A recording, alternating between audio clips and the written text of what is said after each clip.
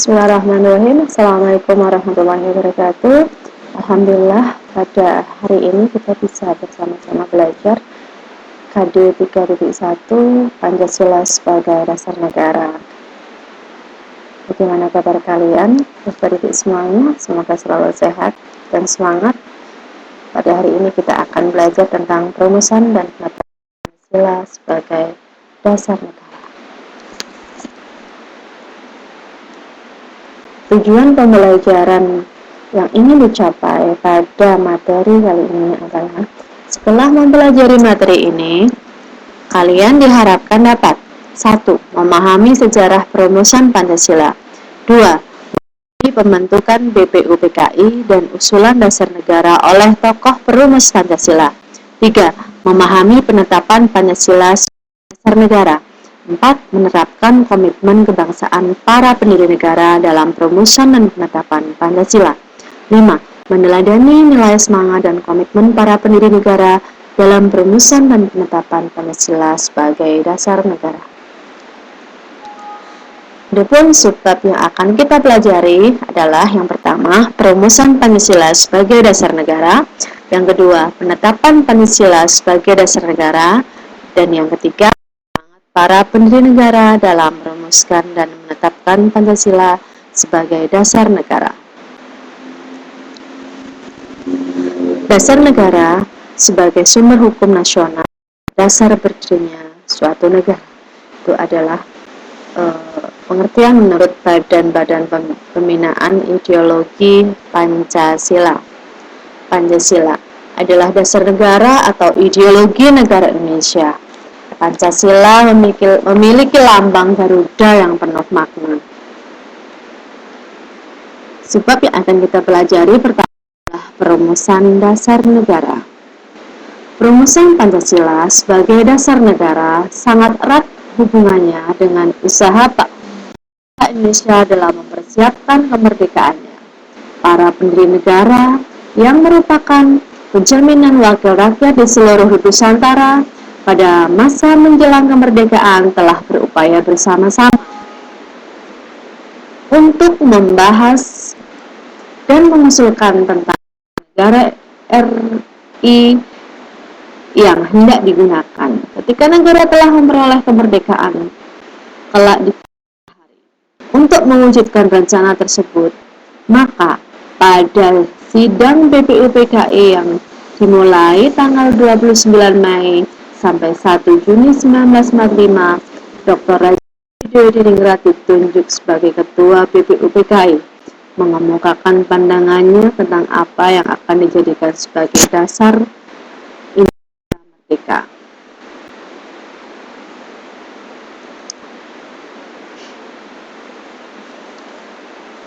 Pembentukan BPUPKI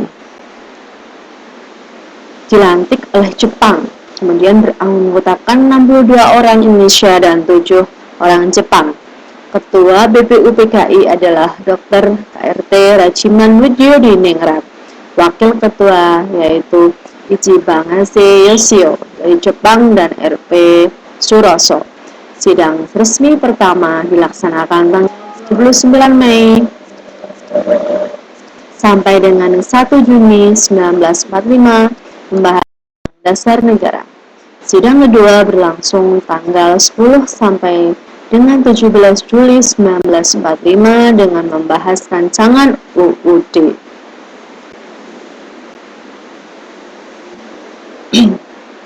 Gambar di samping ini adalah gambar di mana pelaksanaan sidang BPUPKI. Tokoh yang sedang berdiri mengenakan peci itu adalah Insinyur Soekarno, Presiden pertama Republik Indonesia. Soekarno berdiri untuk menyampaikan gagasannya tentang dasar negara. Usulan rumusan dasar negara. Pada sidang BPUPKI ada 3 orang yang mengemukakan pendapatnya. Yang pertama, Muhammad Yamin menyampaikan usulan rumusan pertama, pri kebangsaan, yang kedua, pri kemanusiaan, tiga, pri keutuhanan, materi kerakyatan, dan yang kelima, kesejahteraan rakyat atau keadilan sosial.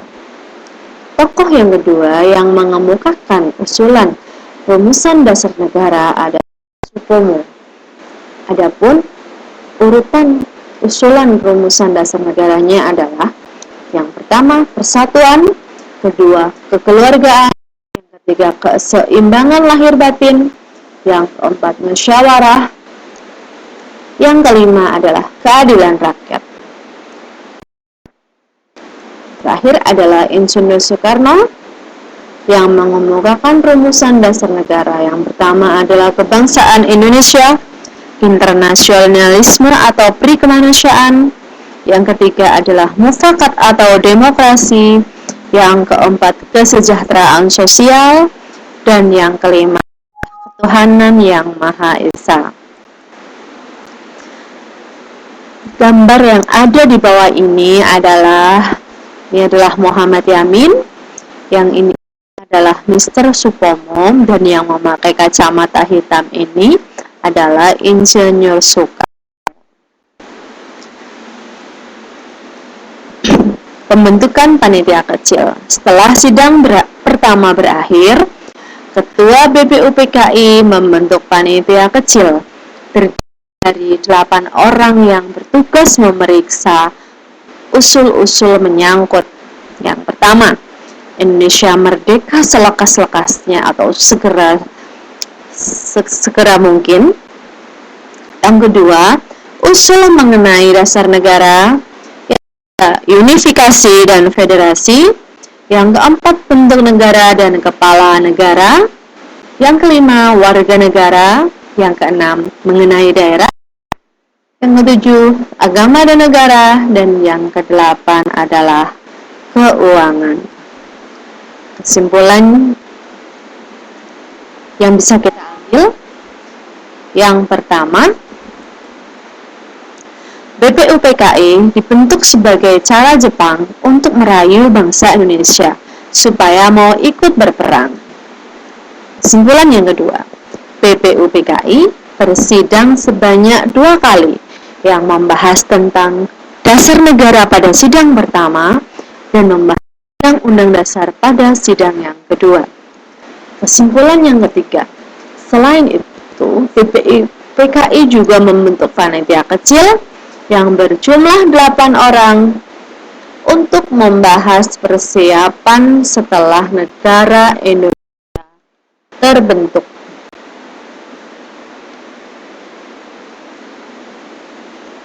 Panitia 9.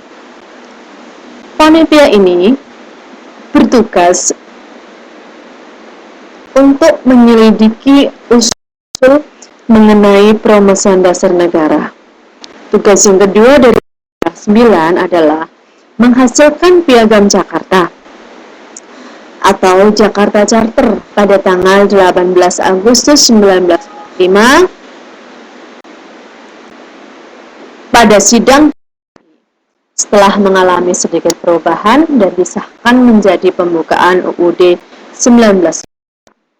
Kalimat yang dilakukan perubahan pada Piagam Jakarta adalah ketuhanan dengan kewajiban menjalankan syariat Islam bagi pemeluk-pemeluknya.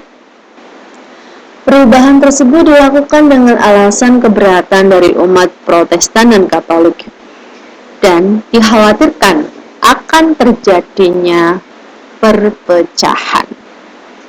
Berikut ini adalah gambar anggota panitia 9.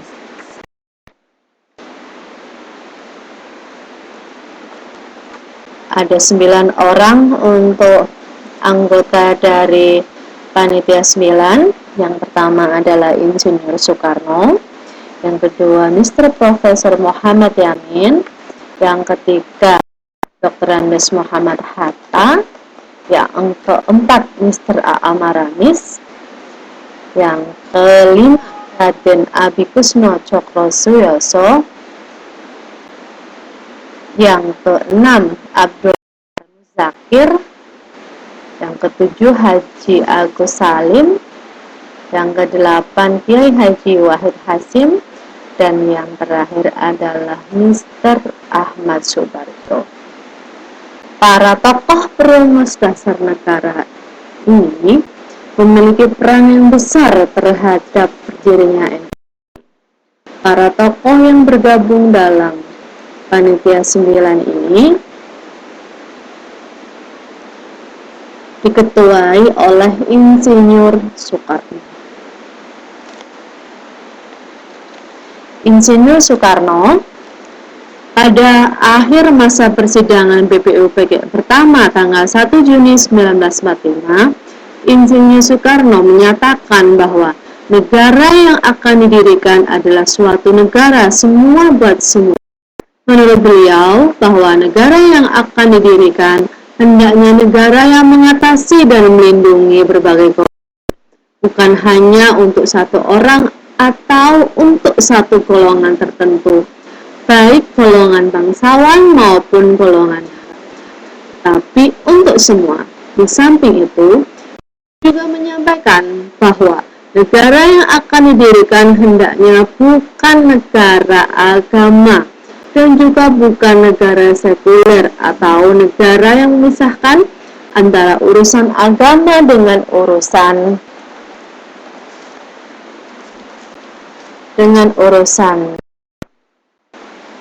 yang lain, melainkan negara yang berdasarkan Pancasila.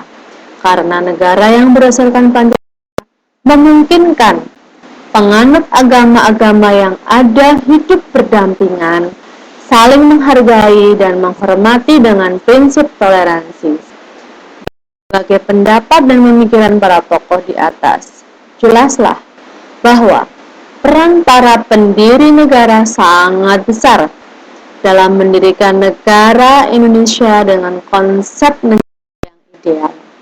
Para tokoh pendiri negara menunjukkan jiwa dan sikap kenegarawan yang tinggi, lebih mengutamakan kepentingan bangsa dan negara di atas kepentingan pribadi atau golongan.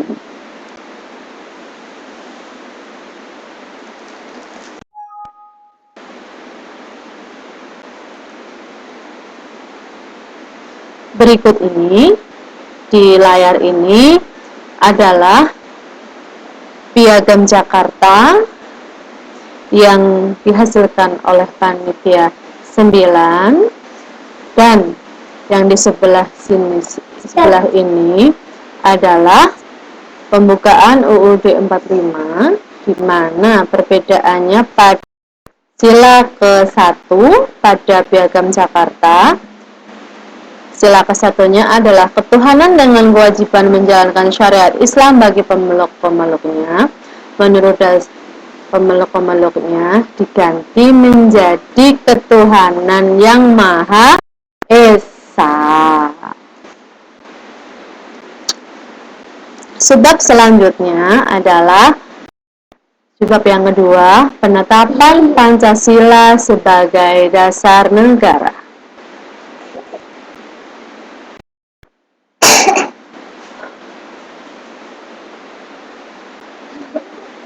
Penetapan Pancasila sebagai dasar negara setelah dibubarkannya PPUPKI dan dibentuknya PPKI pada tanggal 18 Agustus 1945 setelah kemerdekaan negara Republik Indonesia. PPKI melaksanakan sidang dan menghasilkan keputusan. 1. Menetapkan UUD 1945. Yang kedua, memilih presiden dan wakil presiden, yaitu Insinyur Soekarno dan Muhammad Hatta. Dan yang ketiga adalah membentuk Komisi Nasional Indonesia Pusat. Mengapa setelah merdeka tanggal 18 Agustus 1945, PPKI itu menghasilkan 3 keputusan ini? Karena tadi semuanya kita merdeka, kemudian tingkat perekonomian di Indonesia itu sangat rendah, negara juga masih kacau balau. Jadi menurut PPKI, yang pertama yang harus dibentuk itu adalah Undang-Undang Dasar. Kemudian memilih presiden dan wakil presiden itu sangat penting bagi negara kita yang baru merdeka, karena jika tidak ada presiden dan wakil presiden atau pemimpin, maka kemerdekaan yang sudah kita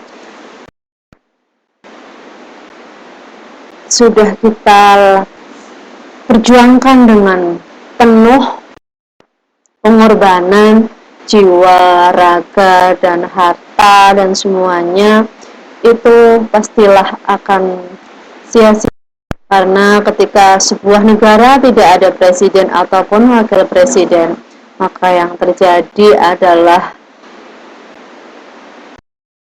perpecahan timbul di mana-mana karena banyak orang yang ingin menjadi pemimpin untuk negara kita. Kemudian untuk Komite Nasional Indonesia Pusat itu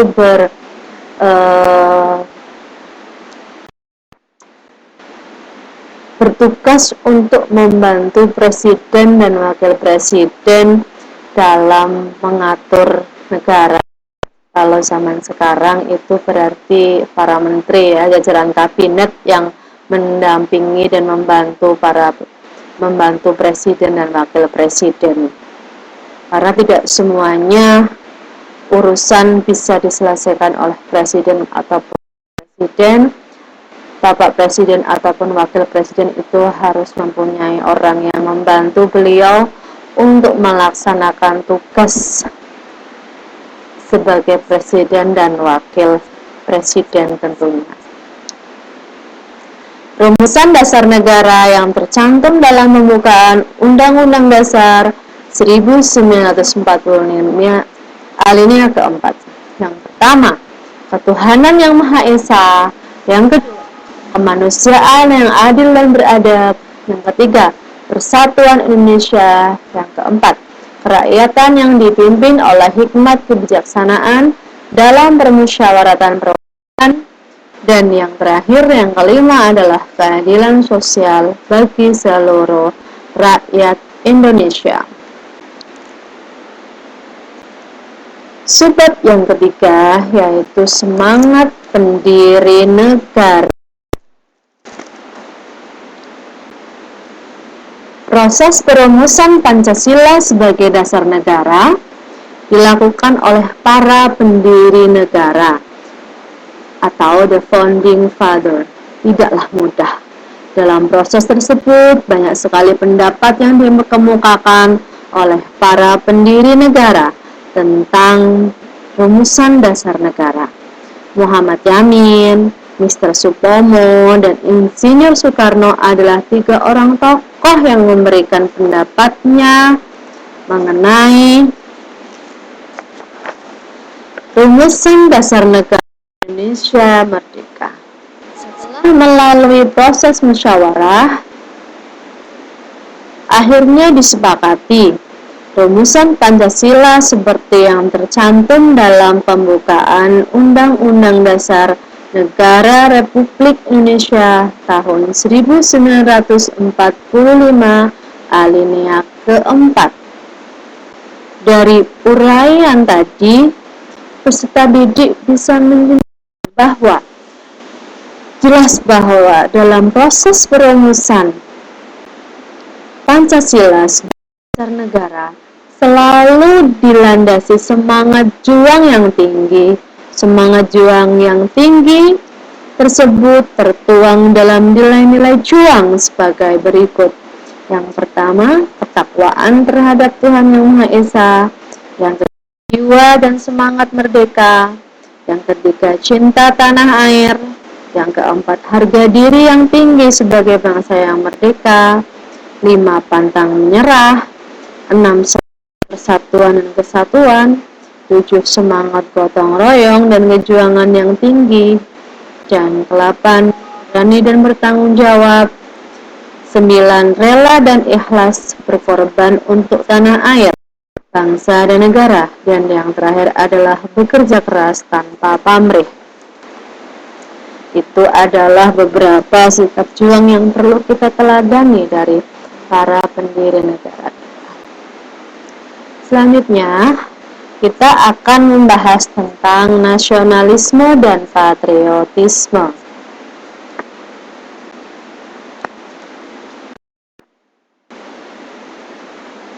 Jika kita ibaratkan para pendiri negara atau founding fathers sebagai orang tua dalam kehidupan keluarga, maka sudah seharusnya apa yang diwariskan oleh para pendiri negara tersebut kita laksanakan dengan sebaik-baiknya, karena kita tidak ingin menjadi anak yang durhaka. Menurut ajaran agama yang berkembang di Indonesia, semuanya sama-sama mengajarkan bahwa seorang anak berkewajiban untuk berbakti kepada orang tuanya. Artinya, warisan atau nilai-nilai yang ditinggalkan sebagai amanat dari orang tua harus kita laksanakan. Dan kita junjung tinggi ketika anak tidak melaksanakan amanat tersebut, bisa berakibat anak harus menanggung dosa besar atau menjadi anak yang durhaka. Anak yang durhaka bakal menerima berbagai bencana atau musibah. Demikian halnya dengan negara kita, peserta didik semuanya. Barangkali karena bangsa kita melaksanakan amanat pendiri negara, maka krisis terus melanda dan masalah terus menghinggapi rakyat kita. Berbagai permasalahan juga banyak yang belum diselesaikan. Sangat dimungkinkan bahwa kondisi yang dialami bangsa ini merupakan teguran dari Tuhan yang Maha Penyayang agar bangsa dan rakyat Indonesia melaksanakan amanah yang diwariskan oleh para pendiri negara. Para pendiri negara bekerja keras tanpa pamrih, mengupayakan perumusan Pancasila agar dapat terwujud. Pancasila merupakan fondasi berdirinya suatu negara. Jika negara Republik Indonesia diibaratkan sebuah rumah, di mana saat membangun digunakan fondasi yang kuat, maka bangunan rumah pun menjadi kokoh dan kuat. Demikian pula halnya dengan negara kita. Pancasila, jika dilihat dalam konteks kehidupan bermasyarakat, berbangsa dan bernegara, selain menjadi dasar fundamental berdirinya negara, juga memiliki fungsi dan peranan yang sangat banyak. Pertama adalah Pancasila sebagai pandangan hidup bangsa, yaitu Pancasila dijadikan sebagai pedoman, petunjuk di berbagai kehidupan dalam kehidupan bermasyarakat, berbangsa, negara. Yang kedua, Pancasila sebagai dasar negara. Yang ketiga, Pancasila sebagai sumber dari segala hukum nasional. Keempat, Pancasila sebagai ideologi nasional. Yang kelima, Pancasila sebagai jiwa dan kepribadian bangsa Indonesia. Yang keenam, Pancasila sebagai tujuan yang ingin dicapai. Saat ini, kita masih menghadapi tantangan yang cukup besar, yaitu memasuki globalisasi. Untuk itu, bangsa kita harus siap menghadapinya dengan menjadikan Pancasila sebagai ideologi terbuka. Artinya, Pancasila memiliki unsur fleksibilitas, tidak bersifat kaku, tertutup pada pemikiran dan perkembangan, tetapi Pancasila bersifat aktual, dinamis, inovatif, dan senantiasa mampu menyesuaikan dengan perkembangan zaman. Pelajar adalah generasi penerus. Para pelajar adalah anak cucu, atau bahkan cicitnya founding father. Maka sudah Maka salah satu upaya nyata seorang pelajar dalam meneruskan semangat dan nilai-nilai kebersamaan dalam perumusan adalah mempelajari hal-hal yang bisa membuat para pemuda dan pelajar mencintai tanah air. Salah satunya pada hari ini kita akan belajar tentang nasionalisme, patriotisme. Nasionalisme secara sempit adalah terlalu membanggakan negara sendiri dan memandang rendah negara lain. Dalam kurung Calvinisme. Nasionalisme secara luas adalah perasaan cinta yang tinggi atau bangga terhadap tanah air dan tidak memandang rendah bangsa lain. Selanjutnya untuk patriotisme, semangat cinta tanah air atau sikap seseorang yang bersedia mengorbankan segalanya untuk mempertahankan bangsanya.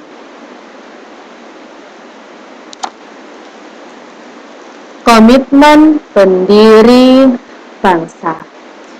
Yang pertama adalah mengutamakan semangat persatuan, kesatuan, nasionalisme. Yang kedua, adanya rasa memiliki terhadap bangsa Indonesia.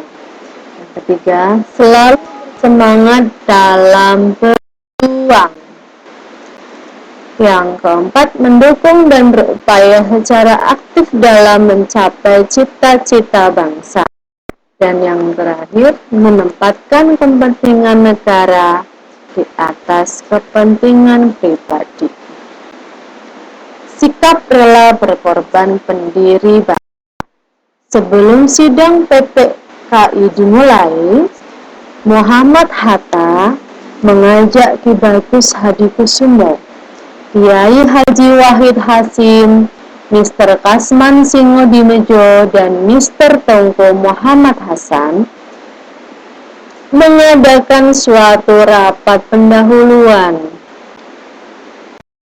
supaya tidak terpecah sebagai bangsa.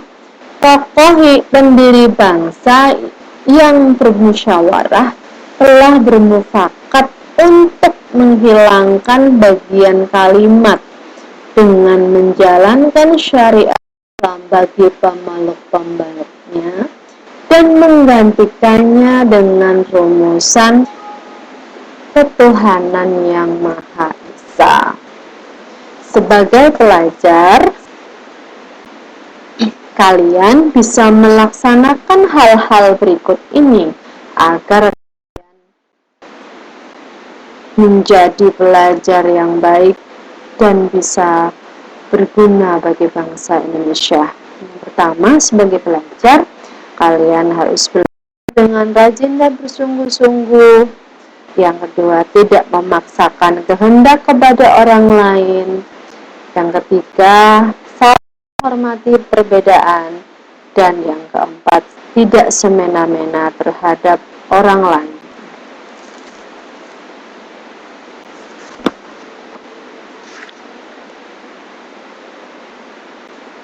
Hal-hal yang menjadi komitmen para pendiri negara dan para tokoh perumus Pancasila sebagai perwujudan Pancasila di Indonesia dalam kehidupan bermasyarakat, berbangsa, dan bernegara yang dapat kita teladani dan kita teruskan adalah yang pertama, musyawarah. Dalam kehidupan sehari-hari kita didik semuanya, musyawarah sangat diperlukan untuk menyelesaikan suatu masalah sehingga dapat mencapai tujuan bersama. Saat itu banyak perbedaan pendapat dalam Pancasila dan pengambilan keputusan memang sulit dilakukan.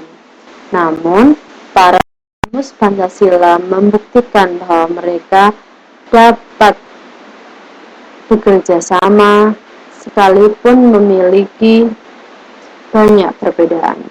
Dengan kerjasama, sebuah keputusan bersama yang berupa Pancasila pun berhasil disepakati. Kerjasama tersebut terwujud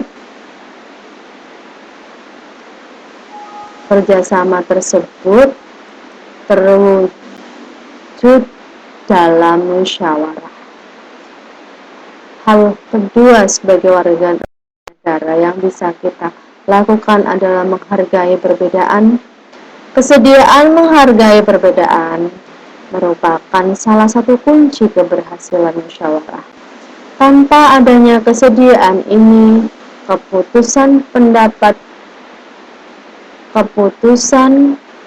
dalam bermusyawarah akan tercapai. Menghargai perbedaan pendapat terletak pada kesediaan untuk menerima pendapat yang berbeda demi kepentingan yang lebih besar. Salah satu contoh dalam perumusan Pancasila terjadi perbedaan tentang sila pertama Piagam Jakarta. Hal-hal yang bisa kita lakukan adalah toleransi dan tenggang rasa. Toleransi adalah saling menghormati antar sesama pemeluk agama. Boleh jadi ketika bunyi sila pertama Piagam Jakarta tidak dirubah, maka toleransi antar pemeluk agama tidak bisa terwujud. Toleransi masih berkaitan dengan menghargai perbedaan. Namun perbedaan dari para perumus dasar negara telah dapat disatukan dalam wadah Badan Penyelidik Usaha-usaha Persiapan Kemerdekaan Indonesia. Kadang-kadang memang perbedaan pendapat berakibat saling bertentangan. Agar dapat melahirkan sebuah dasar negara yang kokoh, perbedaan ini tidak boleh menjadi penghambat, bahkan perbedaan adalah kekayaan bangsa. Disinilah arti penting toleransi. Tanpa adanya toleransi, keputusan bersama tidak akan terwujud.